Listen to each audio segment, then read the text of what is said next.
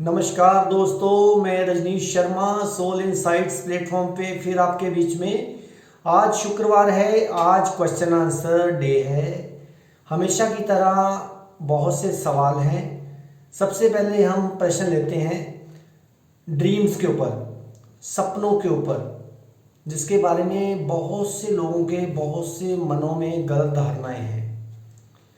किसी मित्र ने पूछा है, बताइए कि सपने हमें जो आते हैं क्या वो सच होते हैं? हाँ जी, सुनिए। सपने पहले समझने की कोशिश कीजिए होते क्या है। जो काम आप सारे दिन में नहीं कर पाते हैं वही चीज़ आपके सपने में आ जाती है। जैसे कि मान लीजिए आपने आज व्रत रखा है, तो रात को आपको सपने कहाँ के आएंगे? खाने पीने के, रेस्टोरेंट्स के, होटल के, कि हम वहाँ बैठे हुए हैं। मान लीजिए सुबह आपने किसी सुंदर लड़की को देख लिया, सुंदर लड़के को देख लिया, तो आप उससे बात नहीं कर पाए, जहाँ आपके मन में रह गया कि बहुत सुंदर है, तो वही लड़का या लड़की रात को आपके सपने में आएगा। तो जो भी सपना वैसे आपका बड़ा सच्चा मित्र है, याद रखिए, क्योंकि जो आप काम नहीं कर पाते हैं वो आप सपने में करते हैं। तो सपने से आपको क्या चाहिए? शिक्षा लेनी चाहिए कि अरे भैया, मेरे मन में ये भी गलत विचार था, ये भी गलत विचार था, वो आपके सपने में आ जाएगा। सपने से डरने की ज़रूरत बिल्कुल नहीं है।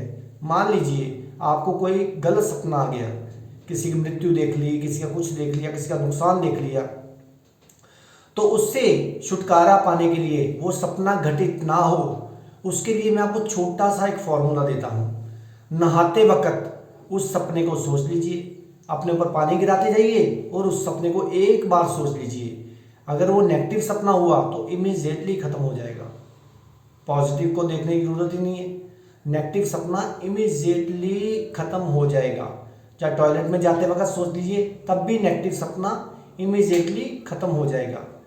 तो इसलिए सपने से डरिए मत, अपने विचारों पे कंट्रोल कीजिए, क्योंकि दिन में सोचा विचार ही रात को सपने का रूप धारण कर लेता है। अब एक और मित्र ने पूछा है कि हमें कहा गया है कि अटकन ही भटकन है, कि जब हम अटक जाते हैं तो तब हम भटक जाते हैं। तो हमें बताइए कि संसार में कौन सी चीज़ है, जैसे आप कहते हैं, हमेशा हम आपके पास आते हैं, आप कहते हैं फ्लो विद द फ्लो, कि फ्लो के साथ फ्लो कीजिए तो आपकी ज़िंदगी सही रहेगी। लेकिन कौन सी चीज़ है जो हमें अटका देती है? देखिए, संसार में दो चीज़ें हैं जो इंसान को अटका सकती हैं, एक अहंकार और एक संदेह, शक जिसको बोला जाता है। अगर इंसान अहंकार में है तो वो भी अटक जाएगा, वो भी आगे नहीं बढ़ सकता, ना अध्यात्म में ना दुनियावी बातों में। अगर उसके अंदर संदेह है, मतलब कि वो हर एक के ऊपर शक करता है, तो वो फिर भी कभी ज़िंदगी में तरक्की नहीं कर पाएगा। ना उसका रूहानी सफ़र होगा, ना उसका दुनियावी सफ़र होगा। तो ये दो चीज़ें ध्यान रखिए, अहंकार और संदेह, शक। अगर आप इन दोनों चीज़ों से परे हो तो फिर आप एक रिवर बन गए, अपने आप ही बहते जाओगे। तो वहाँ क्या होगा, आपके अंदर सारी बातें उतरती जाएगी अपने आप ही। अगर अटक गए तो फिर तो आपके अंदर सड़ांध पैदा हो जाएगी, जैसे कि खड़े हुए पानी में। तो इसके लिए अटकना नहीं है, आगे बढ़ना है, क्योंकि अटकन ही भटकन है। अब किसी और मित्र ने बहुत बढ़िया सवाल पूछा है, ये 10 बंदों ने पूछा है कम से कम, कि हमें किस चीज़ से, हमें अपनी इंद्रियों से कैसे निजात दिलाएं, या अपने मन से कैसे निजात दिलाएं, मन से परे कैसे जाया जाए, जिसको बोला गया है बियॉन्ड टाइम कैसे जाएं, समय से परे कैसे जाएं।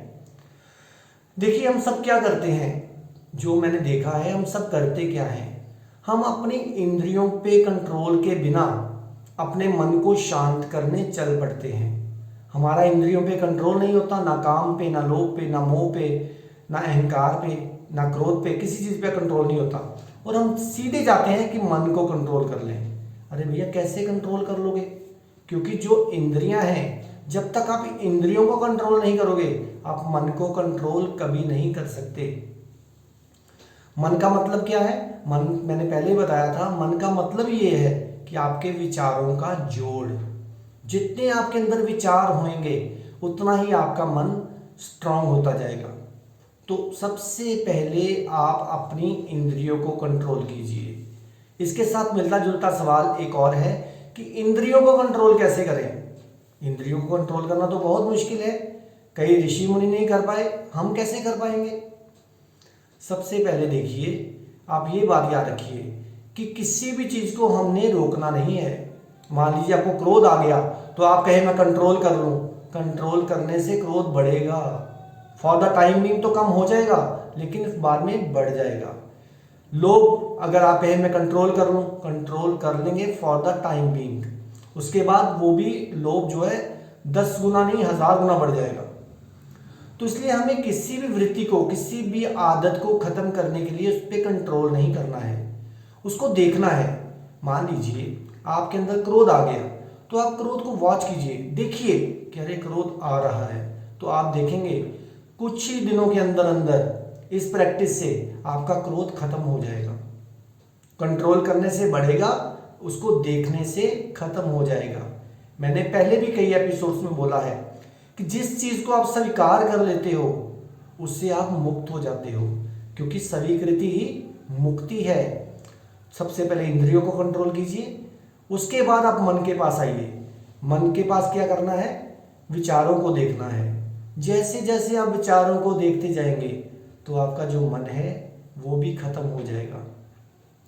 आप सब अपने अंदर देखिए, जो भी आपके अंदर विचार चलते हैं वो पुराने विचार होते हैं। जैसे कि आपने देखा होगा गाय या भैंस जुगाली करती है, पचे हुए भोजन को निकाल के फिर उसको चबाती है।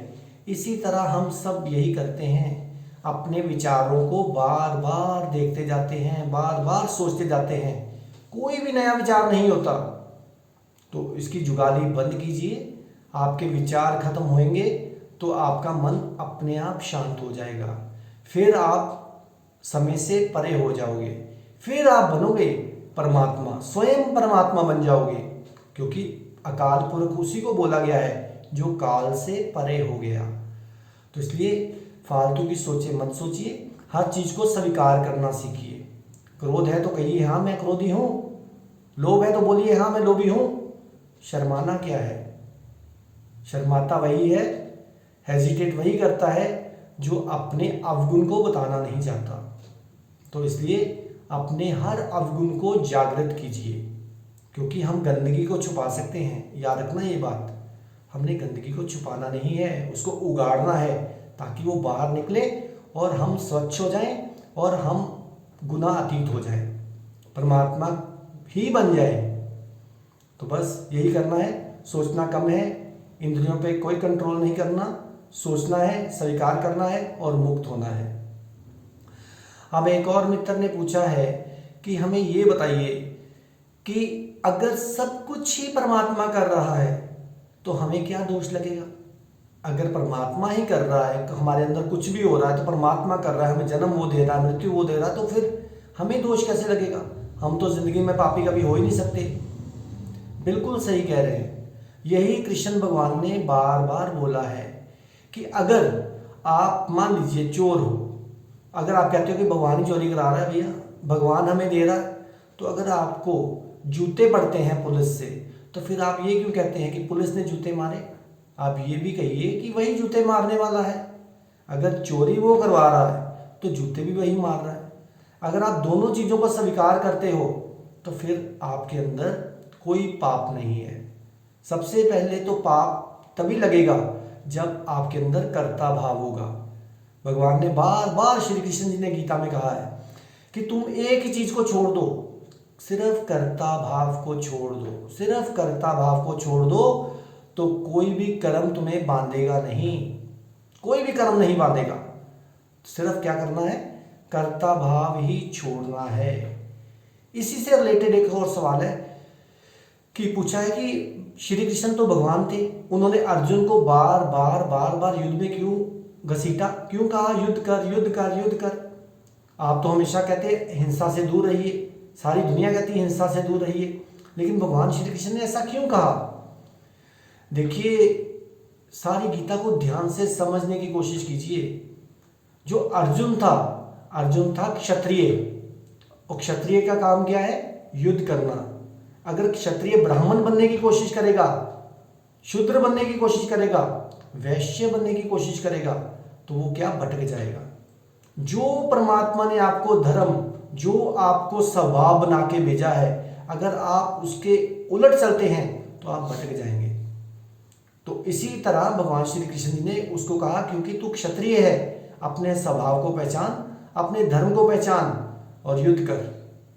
अगर उनकी जगह कोई ब्राह्मण होता तो श्री कृष्ण जी ये ना बोलते, वो ये कहते कि तू पाठ पूजा कर, तू ध्यान में जा, क्योंकि उसका स्वभाव है। उसको कभी भी अगर वो युद्ध करता भी होता तो उसको रोक देते कि युद्ध नहीं करना है। इसलिए श्री कृष्ण जी ने बार बार उसको कहा कि अपना मूल को पहचान, अपने स्वभाव को पहचान। ये था इसका मतलब। अब एक और सवाल है कि श्री कृष्ण जी को जगत गुरु क्यों बोला गया है। ये मेरे को कम से कम इस हफ्ते 15-20 फोन आए हैं कि जगत गुरु क्यों बोला गया श्री कृष्ण जी को, क्यों कहा श्री कृष्ण जी ने कि मैं जगत गुरु हूं। अब आप देखिए, सारा जगत, सारा संसार हमारा गुरु है। मेरा भी, आपका भी, सारा संसार हमारा गुरु है। अब देखिए, आप बाहर जाते हैं, कोई बच्चा आपको कुछ चीज़ समझाता है तो वो भी आपका गुरु है। अगर आप कहीं रास्ते में जा रहे हैं, कहीं आपको चोट लग गई, आगे पत्थर आ गया, तो पत्थर भी आपका गुरु है। क्यों गुरु है? क्योंकि वो आपको समझा रहा है, ताकि किसी के रास्ते में पत्थर मत बनो, किसी के रास्ते में अटकन मत बनो। चिड़ियाँ चहचहा रही हैं, पक्षी नाच रहे हैं, पक्षी हंस रहे हैं, और एक इंसान है जो मुंह लटका के बैठा हुआ है। तो पक्षी भी हमें समझा रहे हैं कि नाचो, हंसो, खेलो। तो हम क्या करते हैं? हम दुविधा में, हम मुसीबतों में, हम नेगेटिविटी में रहते हैं। तो इनसे शिक्षा, एक एक जंतु से, एक एक पक्षी से, एक पत्थर से, पौधों से, हर चीज से शिक्षा लीजिए। अब देखिए, पत्ते नाच रहे हैं हवा में, वो भी ये कह रहे हैं कि नाचो, कोई बात नहीं, नाचो। इसका मतलब ये है कि हर एक से शिक्षा लो। सारा संसार आपको सिखाने के लिए खड़ा है। हमारी आंख, हमें सीखना चाहिए।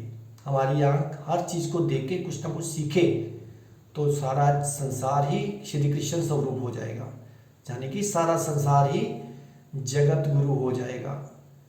तो इसी तरह बहुत से और भी सवाल हैं। अगले एपिसोड में और भी सवाल लूँगा, कई ग्रहों से रिलेटेड या आपसे रिलेटेड। आप मुझसे पूछते रहिए। तब तक आप मेरे चैनल को सब्सक्राइब कीजिए, सोल इनसाइट्स_RV रजनीश। तब तक आप खुश रहिए, आबाद रहिए, जिंदाबाद रहिए। नमस्कार।